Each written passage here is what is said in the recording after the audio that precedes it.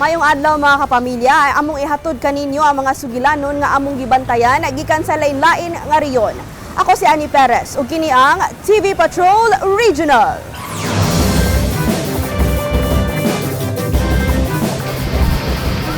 Lord Jesus! Daplin.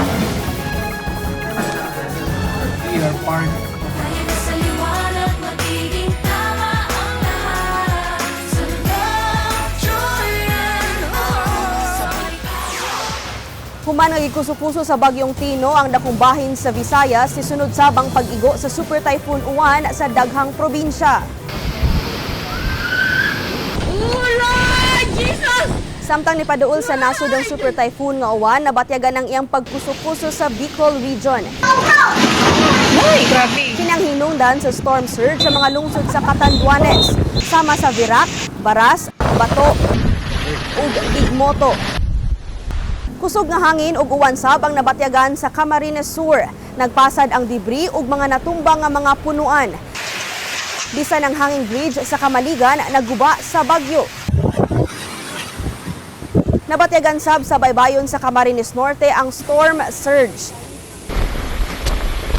Naapektuhan ang pipila ka lungsod sa Albay diin nibulog ang lahar gikan sa Bulkang Mayon dungan sa kusog nga pagbunok sa uwan. Sa Quezon, dungan ang epekto sa high tide ug storm surge nga gida sa Super Typhoon. Nabatyagan sab ang Super Typhoon sa pipila ka lalawigan sa Visayas. Sama sa Luzon, storm surge sab ang nahitabo sa Samar. Sa Leyte, nagpasad sab sa pantalan ang mga bato ug coral nunot sa dagko nga bawd. Sa wala pa ni landfall, nabatyagan na sab ang Super Typhoon sa Baler, Aurora.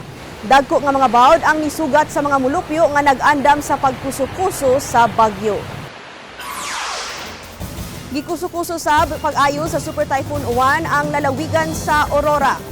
Nigo ni sayuta sa lungsod sa Dinalugan pasado alas 9 Domingo sa gabi. Naugmaan ang pagkusog sa hangin ug uwan sa lain-laing lalawigan Domingo sa gabi. Lapad ang kadaot nga gibilin sa Super Typhoon. Wala na natira. Giguba sa mga dagkong bawd ang mga panimay doon sa dagat sa lungsod sa Dipakulaw ninyo sa storm surge. Naguba sab ang Bagak Kasiguran Road. Hinungdan nga di maadtuan ang mga lungsod sa Dinalungan, Kasiguran ug Dilasag. Sa laing bahin sa Northern Luzon, nangatumba ang mga punuan ug poste sa kuryente, ilabi na sa mga residential area sa Baguio City. Nunot ini, naputol ang supply sa kuryente, hinungdan nga nisung sa City Hall. Ang pipila ka mga mulupyo aron mag-charge sa cellphone ug ubang device. Nagpasad sa karsada sa Isabela ang mga debris ug mga natumbang mga punuan human ang pagkuso-kuso sa Super Typhoon. Nangagusbat sab ang ubang establishmento.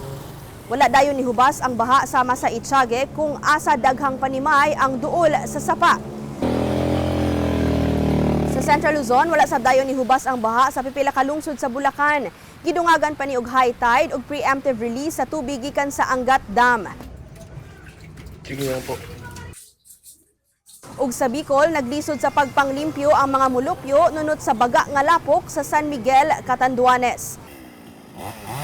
Nag-iya-iya sa pagputol sa sanga sa natumbang mga punuan ang mga taga-Tinambak, Camarines Sur. Ipaygayon sab ang clearing operation. Mausab ang sitwasyon sa Camarines Norte diin nangatumba sab ang mga punuan sa kahoy ug mga poste sa kuryente. Matud sa NDRRMC, 27 ang namatay, samtang naa sa 36 ang samdan sa bagyong uwan. Kapin sa 4 ka milyon ka mulupyo sa 16 ka riyon ang naapektuhan. Nasab sa 500 ka lungsod ug dakbayan ang nawad-an og supply sa kuryente. Sa kinatibuk-an, moabot sa binilyon ka piso ang balor sa danyo sa infrastruktura, agrikultura ug uban pa. Patay ang tulo ka trabahador human matabunan og yuta sa usa ka excavation site sa barangay Ibo, Malalag, Davao del Sur niadtong Lunes sa hapon. Daplin dirakim. Matod sa investigasyon sa pulis, gibayran sa usa ka kontraktor ug ang tag-iya sa yuta ang mga trabahante aron magkabkab. Tumong sa mga trabahante ang mag-treasure hunting apan gisuta pa kun bulawan ang ilang gipangita. Dugang pa sa otoridad, nagsigi og uwan sa dapit hinungdan nga nihumok ang yuta ug nidahili ni. Naa nasa kustudiya sa pulis ang tag-iya ug ang contractor. Mag-atubang sila og kaso kung mapamatud-an nga wala sila'y permit sa gihimo nga pagkabkab. Nisuwat si Cebu Governor Pamela Baricuatro ngadto ni Presidente Ferdinand Bongbong Marcos Jr. aron mapaubos sa investigasyon ang nahitabong pagbaha sa probinsya nga epekto ni Bagyong Tino. Matod sa gobernador, iyang gihatag ang suwat ngadto sa presidente dihang nibisita siya sa Sugbo sa niaging Biyernes, Nobyembre 7 ato siyang pagduaw sa mga dapit nga naapektuhan sa Bagyong Tino. Gihulagway sa gobernadora sa iyang suwat ang grabing kadaot nga gibilin sa bagyo. Labing daghang nakalas sa bagyo sa Cebu hinungdan nga buot niyang masusini sa presidente. Nanawagan sab si Baricuatro og suporta gikan sa nasudnong panggobyerno. Kini aron mas andam ang probinsya sa mga katalagman, mudaghan sab ang mga hazard program, ingon man ang mga disaster prevention initiatives. Gibutyag mismo sa gobernadora nga dunay daghang flood control project sa Sugbo nga substandard o kaha ghost project. Gidakop ang duha ka sospek nga nakuhaan og gidudahang illegal nga droga ug granada sa Osamis City ug Misamis Occidental. Oy, si Roger. Matud sa mga pulis, nag-angka sa motorsiklo ang duha ka sospek nga naglikay sa checkpoint nga doon sa Osamis Police Station sa barangay Gango. Gigukod ug naabtan sa pulis ang mga sospek sa laing barangay. Nakuhaan ang mga sospek og duha ka hand grenade ug pipila ka sachet sa gidudahang shabu nga mobalor og kapin sa 20,000 pesos. Lumad nga taga Zamboanga del Sur ang mga sospek nga mag-atubang og patong-patong nga mga reklamo. Nibida sa iyang kabayanihan ang 15 anyos nga batan-on diyang nikuso-kuso ang Bagyong Tino sa Liloan, Cebu. Giluwas ni J-Boy Magdadaro ang nasa 50 ka tawo bisan kon biktima sa bagyong iyang kaugalingong pamilya. Diyang nikuso-kuso ang bagyo ni saka sila sa kisami sa balay siyang igsuon, kuyog ang iyang laing napo ka mga kabanay. Giluwas siya sa iyang uyuan sakay ang bangka. Apan, imbis nga mubakwit, giubanan sa batan-on ang iyang uyuan aron luwason ang lain pang nabahaan bisan kun dili nila ni mga kaila. Tungod nga nahimo siyang bayani, daghan ang nidaig ug nanghatag ni J-Boy og mga regalo sama sa scholarship ug monthly allowance. Bisan kung nakuyawan sab ang iyang pamilya alang sa iyang kaluwasan, garbo nila nga dunay pagpakabana si J-Boy. Saludo minimo J-Boy.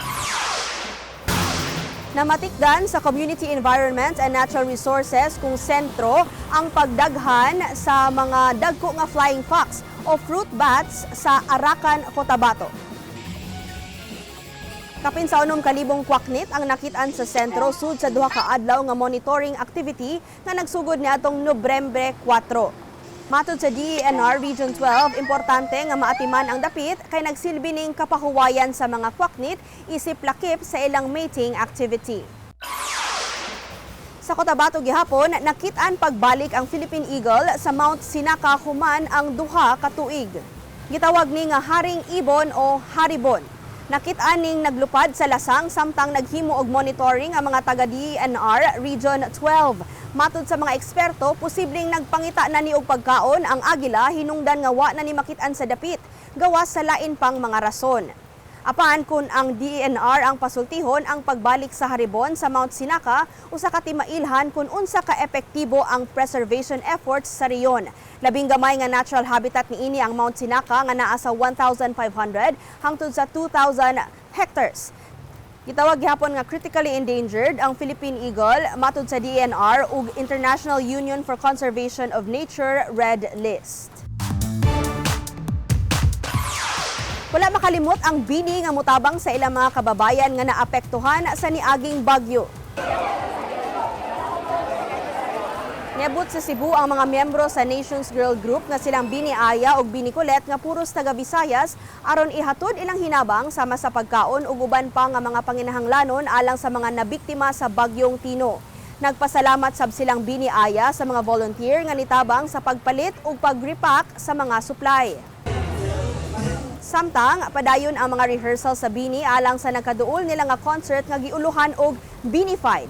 Mga never-before-seen choreography ug mga wala pa madungog nga mga kanta ang ihatod sa Bini alang sa unforgettable ug in grande nga year-end party nga ipahigayon sa Philippine Arena karong November 29. Nihayag og maayo ang Tarlac dihang gibuksan ang tinuig nga Belenismo. Din gipasundayag ang mga ingrande ug mga babulukon nga mga bilen. 52 ka bilen ang nagpigi sa ika-18 nga tuig nga pagsaulog sa Belen Making Festival sa probinsya. Giatangan matag Pasko ang Belenismo tungod kay magpakita dinhi ang pagkamaayo sa Tarlakenyo ingon man ang bili sa pagkahimugso ni Hesukristo. Gilasab sa world stage ang Belenismo humaning malakip sa Spanish Federation of Nativity Scene Makers. Gilantawan nga mudag sa mga turista sa Tarlac nga giila isip Belen capital of the Philippines. Mga kapamilya, gipagawas na ang 2025 ABS-CBN Christmas ID nga Love, Joy, Hope, sabay tayo ngayong Pasko. Ang bagong kanta gikan sa unang kapamilya Christmas ID sa niaging mga katuigan. Ang tema nga Love, Joy, Hope gikan sab sa adlib ni Coco Martin sa recording sa 2024 Christmas ID. Samtang ang refrain sa kanta gikan sa iconic na 2004 ABS-CBN Christmas Station ID nga Sabay Tayo Kapamilya. Giusab ang pipila ka mga pulong apan usara ang mensahe. Ang hatagan og bili ang gipang-agian sa ABS-CBN ug ang mga Pilipino taliwa sa mga gipang-atubang nga mga hagit. Mao ang Christmas ID karon gikan sab sa mga makadasig nga mga sugilanon sa mga yanong Pilipino. Karong nakaduol na ang Pasko, gida sa kanta ang inspirasyon nga mopaambit ta og gugma, kalipay ug paglaom. Ug mao na ang mga labing importante nga nahitabo nga atong gitutukan gikan sa lain-lain nga rehiyon sa Pilipinas. Ayaw pauwahi sa mga balita, magpabilin nga nasayod. Mag-like, share, comment, subscribe sa YouTube account o mga social media account sa ABS-CBN News. I-scan sa ning QR code nga naa sa inyong mga screen alang sa YouTube playlist. Taliwa sa mga hagit atong ipaambit ang gugma, kalipay ug paglaom sa usag-usa. Ako si Annie Perez. Daghang salamat. Padayon ta, kapamilya.